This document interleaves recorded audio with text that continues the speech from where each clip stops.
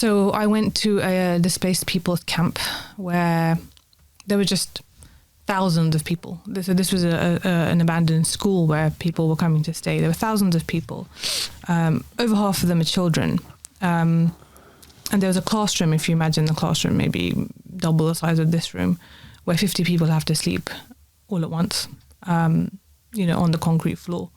But there were so many children, and you saw the children didn't have shoes. They were super, super skinny, matted hair because they wouldn't have been able to shower for ages. And, they were just playing with stones outside. How you might see, for example, on the streets in Iraq sometimes when you've got orphans. And I interviewed a lot of the displaced people. One of the men who I spoke to told me about how he was detained, how he was beaten up while he was detained. He showed me his, he had marks on his back because he'd been beaten up. Another man had been shot, and so, he showed us his bullet wound.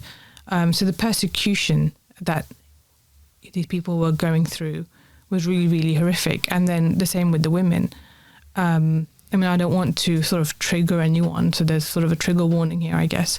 But, women had been widely sexually abused on the way from wherever they've been displaced. And this is very, very normal of humanitarian crises. So whether you've been displaced because of flooding or a tsunami or an earthquake or because of conflict, women are always the ones. Victims. Yeah, the victims, always the worst adversely affected. And so just the trauma you see in their eyes or when they're talking to you is something that I hope no one ever has to imagine. How do you, seeing these, and obviously you've been doing this for quite some time. How do you mentally cope? How is your mental health knowing that you... I get asked this question a lot. For me...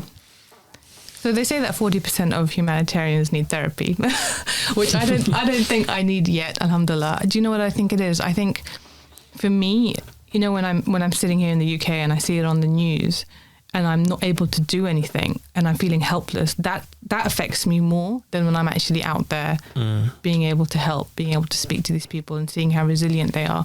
And one of the things I did want to say was that regardless of all of this, regardless of everything they've been through, anywhere I've been in the world, whether it's the Syrian refugees in Lebanon or Jordan or within Syria, or those women I spoke to in Mosul or Indonesia, anywhere in the world, or, the Syrians in Greece, for example, even though their entire lives have been sort of turned upside down within sometimes a matter of minutes, they're still at peace, they're still happy, they're resilient, they're thankful. In Indonesia, for example, a lot of them are Muslim. And, you ask them, are you okay? How are you feeling? And they'll just be like, this is the will of Allah. They're really sort of faithful. They're really sort of, and I think that's the thing. Faith brings such resilience to them, and it's really a lesson. So I almost feel like, given what these people have been through, I don't really like to focus on what my mental health is like, though I understand why I need to. But I'm able to draw lessons and resilience from them, I think. And given that I'm able to actually help and be there on the ground, it helps me with that sort of emotional drain, rather than not being able to help and being helpless.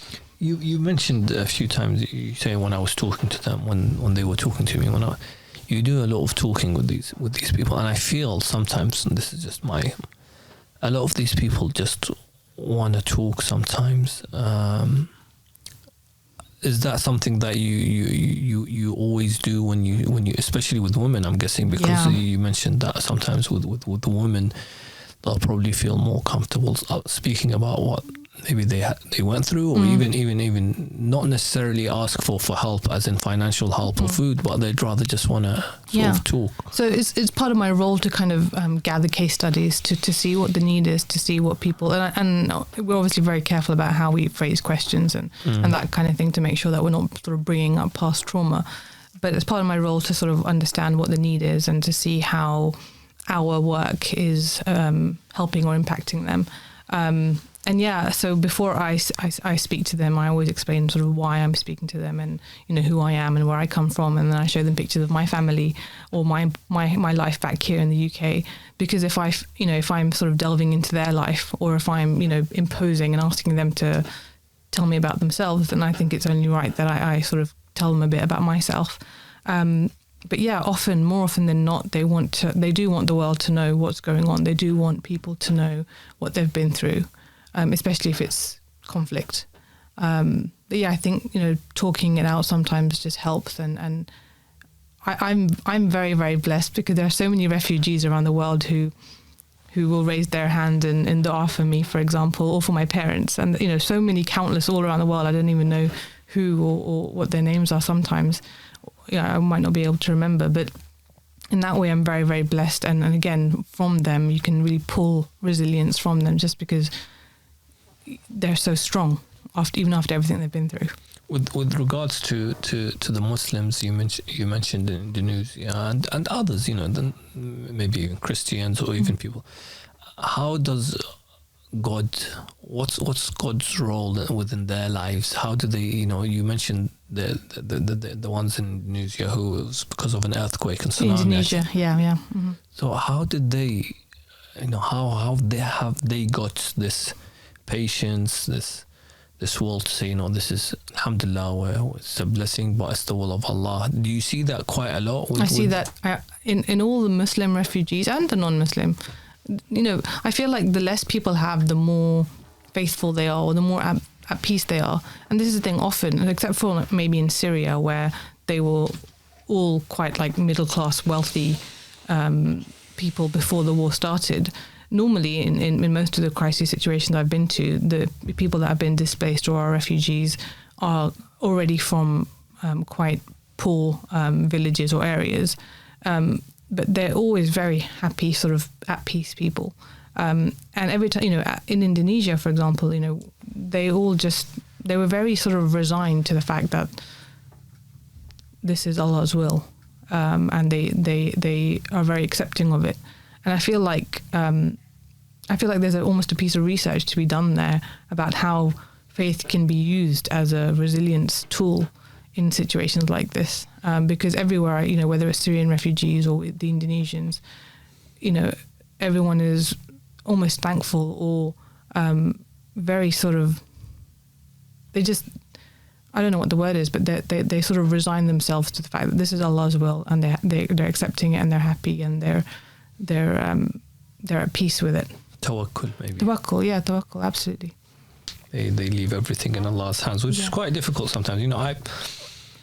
But it puts things into perspective. Like when I'm sitting here with my, silly problems in the UK, it really makes me think back, and it makes me really it really grounds me. I think it really makes me look at things in a different way, because comparatively, and I know I don't want to say that we're sort of feeding off their misery or making myself feel better through their misery, of course not, but it definitely puts things into perspective, given that they can be thankful having lost everything, including family members, their business, their lives, their homes, and they can still be thankful, and I have everything, alhamdulillah, and I'm not. So it really helps put things into perspective.